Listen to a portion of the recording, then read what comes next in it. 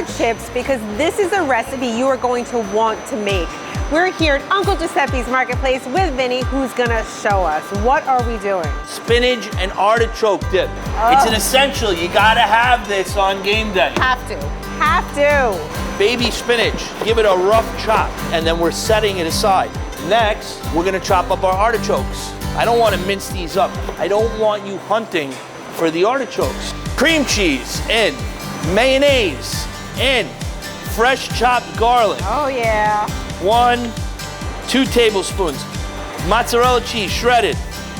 Pecorino Romano.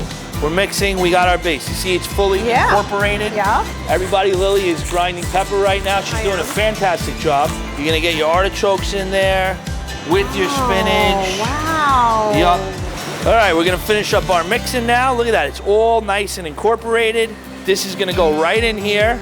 Look at all the artichoke in here. Yes. And now, shredded Parmigiano, Grana Padano, whatever you like.